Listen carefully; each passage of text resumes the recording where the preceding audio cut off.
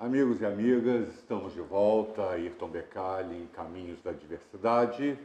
E hoje, como prometido, vamos entrevistar Dr. Caio Souza, advogado, vice-presidente da Comissão da Pessoa com Deficiência da OAB Rio de Janeiro, professor universitário, mestre em Direito Público com especialização, com dissertação em Educação Inclusiva. Dr. Caio, obrigado pela presença. Obrigado pelo convite, Becali. É um prazer estar aqui com você e com os assinantes do canal também. Dr. Caio, primeira coisa que eu quero saber do senhor, que eu gostaria que o senhor falasse, nós temos algumas dúvidas que nos são trazidas, né, por mães, por pais de pessoas com deficiência, que tem a ver com a dissertação do senhor, é a questão da Lei Brasileira de Inclusão no âmbito da educação, em particular as escolas particulares. Sim, nós sabemos que isso foi objeto de questionamento jurídico, as escolas insistem ou em não querer receber a matrícula, ou querer cobrar a mais. Como é que ficou essa situação juridicamente? Qual o direito da criança e o adolescente com deficiência no âmbito da escola particular? Perfeito, Becali. Bom, primeiramente, essa é uma questão muito cara no nosso dia a dia e muito importante, até porque a educação, como a gente sabe, é a base de tudo, e é a base para que essa pessoa possa ingressar no mercado do trabalho posteriormente, para ter os seus direitos de cidadania e dignidade garantidos. Então, qual foi a grande questão? Quando a LBI, em 2015, em julho de 2015, ela teve a sua aprovação pelo Congresso Nacional e a sua sanção presidencial, ela teria 6 meses para entrar em vigor. Ela entrou em vigor em janeiro de 2016. Por conta disso, a Confederação Nacional das Escolas do Ensino Privado fez uma ação direta de inconstitucionalidade, que a gente chama de ADI ou ADIM, de número 5357 no Supremo Tribunal Federal, para considerar como inconstitucionais os artigos 27, 28 e 30 da Lei Brasileira da Inclusão, que é a Lei 13.146 de 2015. Qual era a alegação das escolas privadas? A alegação era simples, simples para eles, mas que para a gente é algo muito caro, de que se a escola pública não atende esses alunos, por que as escolas privadas seriam obrigadas a atender? Porque o parágrafo 1º do artigo 28 diz que, para alguns incisos do artigo 28, as escolas privadas também são obrigadas, como, por exemplo, profissional de apoio escolar, que é algo que é uma luta muito grande dentro das escolas. Ele não é mais obrigação da família, ele é obrigação da escola. A escola deve fornecer, seja ela pública, seja ela privada. Então, o que acontece? As escolas privadas fizeram essa ação direta de inconstitucionalidade para declaração de inconstitucionalidade desses artigos. E isso não passou. Por quê? Eu tenho a experiência dessa ação direta porque eu atuei como amicus curiae, que traduzindo do latim para o português é amigo da corte, e atuei no processo como advogado da Organização Nacional dos Cegos do Brasil, ONCB, então eu atuei nessa ação direta de inconstitucionalidade, eu pesquisei para estar nessa ação e foi o grande motivo, a minha mola propulsora para fazer o mestrado e continuar a pesquisa do tema. Então, o que resultou essa ação direta de inconstitucionalidade? Resultou que, além de ter esse pedido negado, a ação direta de constitucionalidade, por ter sido rejeitada pelo Supremo, foi declarada constitucional com relação aos artigos da educação.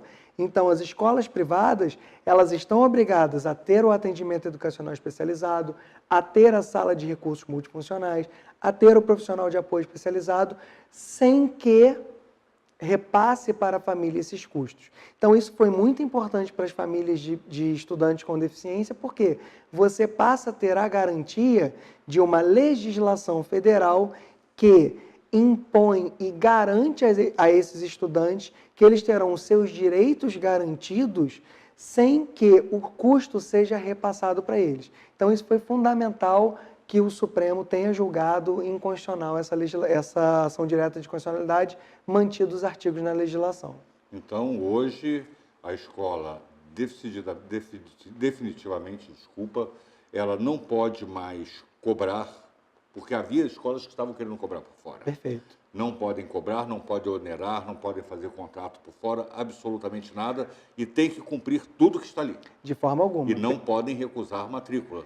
Perfeito, até porque recusar a matrícula pela Lei 7853 de 89 é um crime e que a Lei Brasileira da Inclusão aumentou a pena de 1 a 4 anos para 2 a 5 anos. Então, negar matrícula, fazer cessar matrícula, você, de alguma forma, fazer com que aquele aluno não esteja na instituição de ensino, você está cometendo um crime e o gestor pode ser penalizado por conta desse crime.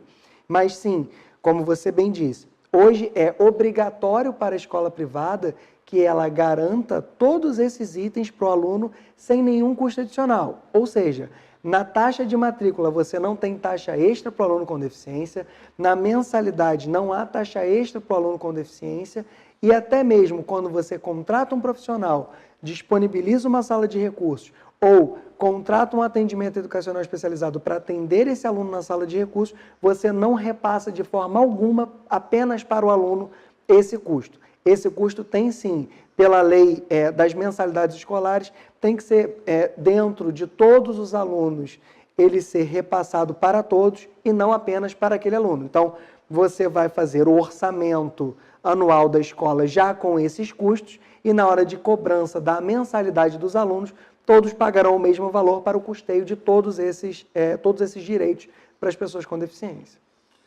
Doutor Caio, o governo, há alguns anos, ele deslocou toda a verba que ele dava, tanto dentro do público quanto em apoio a parcerias privadas, das chamadas escolas especiais. Sim. Dizendo que a educação tinha que ser inclusiva, preferencialmente na rede pública, na rede regular, né? E com isso ele desarticulou várias instituições, fecharam, algumas poucas estão aí sobrevivendo a duras penas, Sim. como Pestalozzi, né? Agora, efetivamente, doutor Caio, o senhor julga que toda e qualquer criança com deficiência tenha condições de estar dentro de uma sala de aula regular durante 4 horas? Becali, eu vou te ser muito sincero. Eu sou muito criticado nas minhas palestras, nas minhas aulas sobre direitos da pessoa com deficiência por conta disso. Mas eu sou defensor de um sistema híbrido. Eu acredito, e acredito com muita sinceridade, que você dentro de um universo, e a gente tem que pensar o seguinte, quando o legislador pensa numa política pública, pensa numa meta, num programa de governo para atender uma parcela da população, uma parcela que é vulnerável socialmente, como é o caso da pessoa com deficiência em alguns casos, obviamente, ele pensa num coletivo, ele pensa em 90% das pessoas. Mas você tem dentro do grupo da pessoa com deficiência um grupo de 10 a 5% de alunos que pode ter alguma limitação que não o garanta o desenvolvimento dentro de uma classe regular.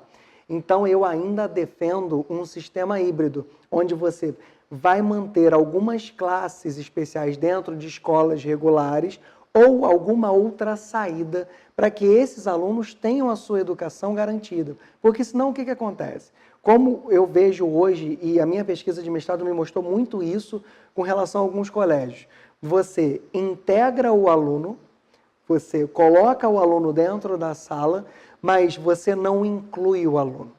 E quando a gente pensa na educação inclusiva, incluir não é colocar o aluno dentro da sala regular, não é isso.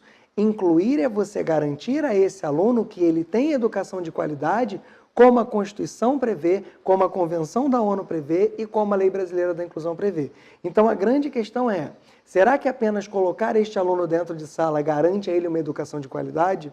Eu entendo que em alguns casos não.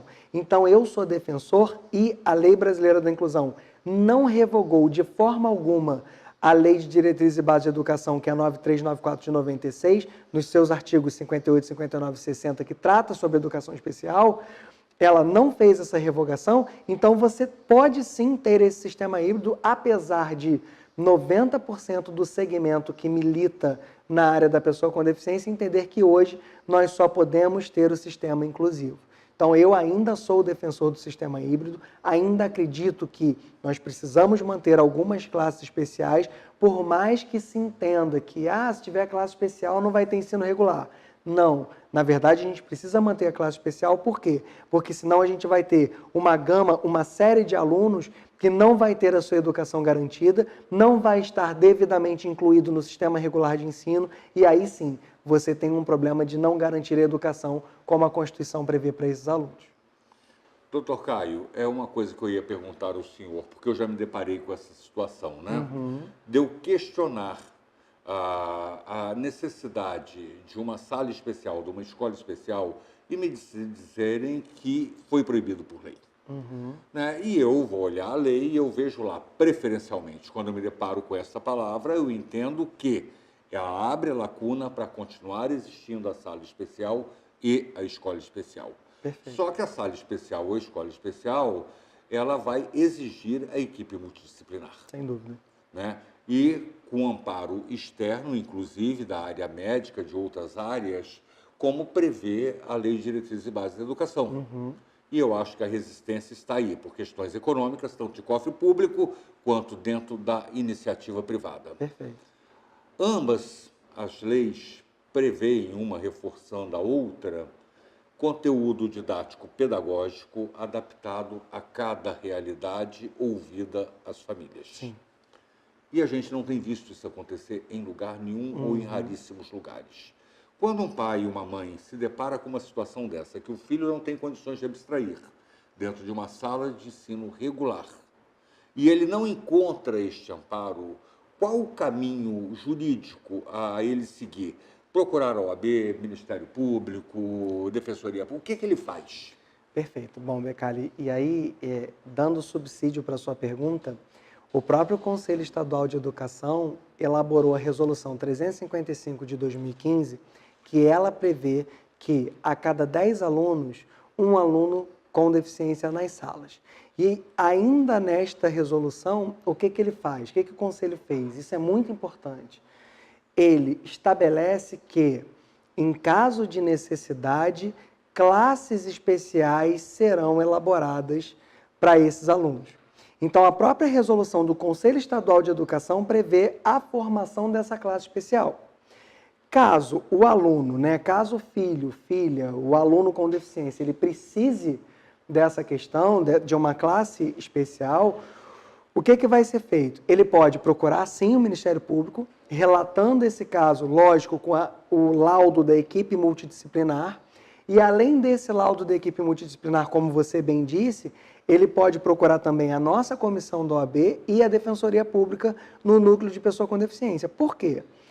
É um direito da pessoa ter educação de qualidade. A Lei de Diretrizes e Bases da Educação, ela não foi revogada.